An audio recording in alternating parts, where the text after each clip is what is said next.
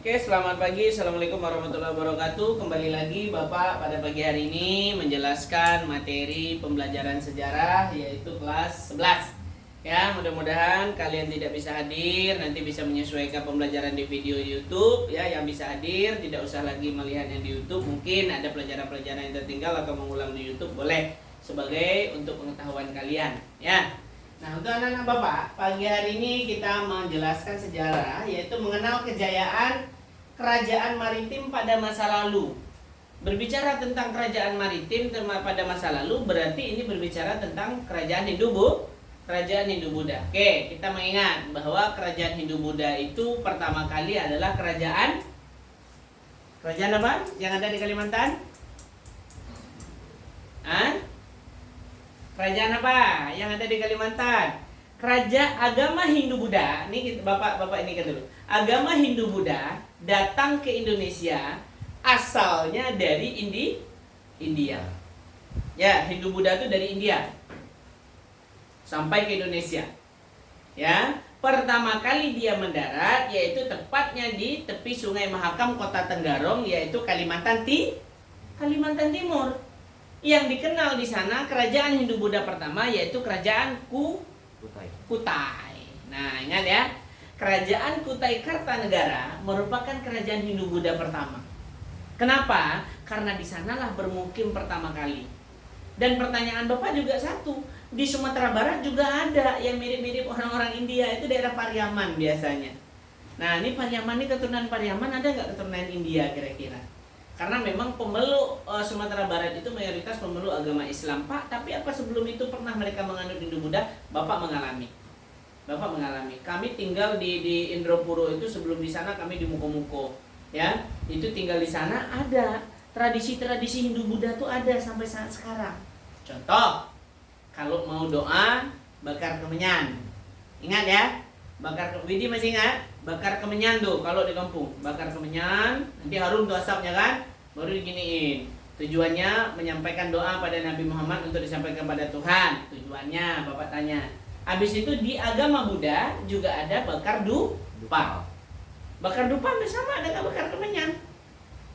Nah, kenapa orang Cina setiap pagi selalu bakar kayak lidi gitu? Nanti tiap lidi doa kan? Nah, tujuan mereka apa? Tujuan mereka setelah itu disampaikan, maka nanti datang cahaya matahari, itu yang akan mengantarkan rezeki, kepercayaan orang Cina. Makanya hubungan antara Hindu-Buddha dengan Islam itu kuat. Karena ada di sana proses akulturasi. Akulturasi itu apa? Penggabungan dari dua kebudayaan yang berbeda menghasilkan budaya baru tanpa meninggalkan budaya aslinya. Pernah jalan-jalan ke Bengkong, Golden Prawn? Belum pernah. Ken pernah? Pernah nampak Masjid Cheng Ho? Masjid Cheng Ho Widi pernah? Masjid Cheng Ho itu kan berbentuk vihara. Ya kan? Kayak rumah ibadah orang Buddha. Tapi di saat itu Bapak pertama kali masuk sampai Batam dulu terkejut juga. Wih, bagus sekali nuansanya, merah, kuning, ya kan? Ini Cina nih, Buddha nih Bapak. Pas Bapak masuk lewat, Allahu Akbar, kata, kok azan pula di sini? Bapak tanya, ternyata masjid. Nah, di sanalah Bapak nengok bukti real proses akulturasi itu ada antara Hindu-Buddha dan Islam. Tapi tradisi aslinya tidak dihilangkan. Contoh, kita Islam, tradisi Buddhanya tak dihilangkan. Apa tradisi Buddha masih jalan sekarang? Bakar kemenyan, ya kan? Habis itu narok sesuatu di kuburan. Orang Buddha kan? Orang Islam ada nggak melakukan? Ada lagi daerah kami, daerah Tapan pesisir selatan. Kalau mau masuk puasa tuh, ya kan? Kuburan itu dibersihkan semua. Habis itu dikasih kelambu. Ada yang dikasih lampu juga. Pernah dilihat di Tapan? Nah, di Tapan pesisir selatan kayak gitu. Ya? Nah, tradisi-tradisi yang seperti ini yang Bapak anggap. Habis itu proses akulturasinya hubungan antara bangunan. Masjid pasti nanti atapnya segitiga gini kan? Nah, nyambung kayak masjid Sultan Agung yang di Batam Center, Masjid Raya. Vihara juga gitu. Bedanya di ujungnya vihara ada kayak gambar naga. Nah, itu dia. Jadi ada kesamaan. Ya, ada proses real, ada bentuk real. Nah, kalau pertanyaan yang sekarang yang kita bahas adalah kerajaan Sriwijaya. Kerajaan Sriwijaya ini adalah kerajaan Hindu-Buddha yang terletak di ujung Sumatera, yaitu wilayah Sumatera Selatan atau Palembang. Terletak di mana dia? Dia Palembangnya terletak di kawasan Bukit Siguntung dan Sobakingking. Nah, ini dia. Ini di daerah di sini nanti adalah jalur pelayaran internasional. Di sini nanti di bawah Bukit Sobakingking ini ada pelabuhan yang disebut dengan jalur pelabuhan internasional. Nah, di sanalah Sriwijaya itu mulai berkembang. Kenapa? Karena banyak didatangi oleh pedagang-pedagang dari luar, pedagang-pedagang dari se-Asia, pedagang-pedagang dari ASEAN, dari Asia Tenggara. Nah, karena memang strategis posisinya. Selain dari sini mana strategis lagi? Kerajaan Aceh. Aceh atau Kerajaan Samudra Pasai sebagai kerajaan Islam pertama juga merupakan tempat pelabuhan internasional. Banyak didatangi oleh para pedagang Arab. Kalau ini tidak. Ini pedagang Hindu-Buddha karena masanya Hindu-Buddha nih. Nanti jangan pula Nabila tanya, Bapak tadi berbicara Hindu-Buddha kok sampai Kerajaan Samudra Pasai? Itu contoh dari kerajaan pelabuhan internasional. Nah, oke. Dari sini kita melihat, nah di sini dia. Jalur daerah kekuasaan Sriwijaya se-Asia Tenggara. Ya, kan kita ada belajar tentang ASEAN kan? Negara ASEAN meliputi beberapa negara, yaitu salah satunya Indonesia, Malaysia, Kamboja, Singapura, Thailand, dan apa lagi? Myanmar, Vietnam, itu contoh. Nah, oke, kembali ke sini.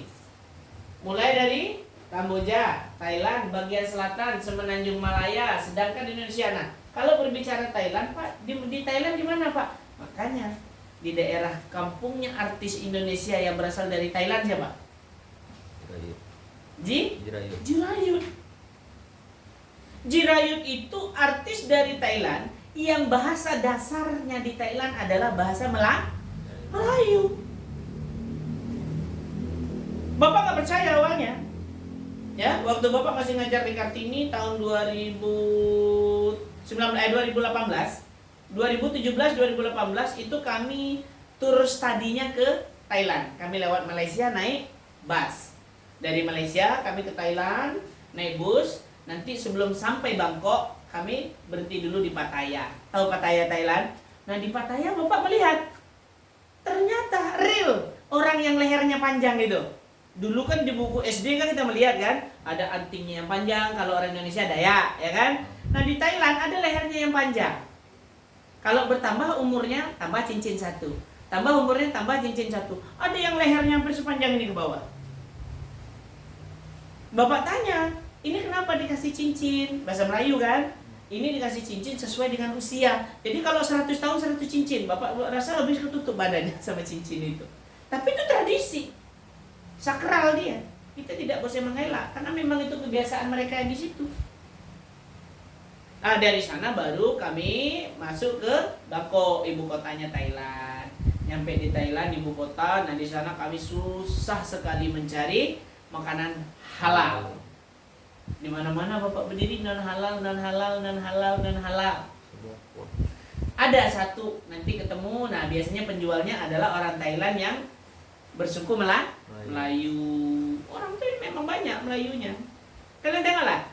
Kalau ada cakap internasional itu cakap Malaysia, cakap Indonesia, cakap Brunei, cakap Thailand. Mereka pasti cakap Melayu. Ya, Bapak di sana juga mengenal. Bapak nggak pandai bahasa Inggris, jadi Bapak bahasa Melayu mereka ngerti. Ya udah, berarti ini orang Melayu, betul tak? Jadi itu Bapak pertama kali nyampe Thailand itu, oh seperti ini. Nah, yang belum kesampaian tuh ke Brunei. Bapak mudah-mudahan berharap nanti ke Brunei sampai. Kalau Vietnam tak usah, Myanmar tak usah dikunjungi, lagi rada-rada rawan, ya kan? Kalau Kamboja jangan, nanti Bapak jadi ini pula nanti. Jadi admin pula nanti kata Widi, Pak saya ikut lah. Agak pusing ini di Batam kata Widi, kerja UMK terus ya Widi. Oke, nah lihat di sini. Nah, ini adalah daerah kekuasaannya Kerajaan Sriwijaya. Nah ini mulai dari Selat Malaka, Samudra Hindia dan daerah kekuasaan mereka sampai ke atas ini dikuasai lagi sampai daerah Kalimantan. Ya, berarti sebagian daripada negara ASEAN yang terlibat di ASEAN itu dikuasai juga oleh Kerajaan Sriwijaya. Memang besar. Kerajaan Sriwijaya itu besar. Makanya di Palembang banyak Cina. Kalian tengok orang Palembang? Itu putih kan? Macam orang Cina. Di Batam banyak nggak Cina?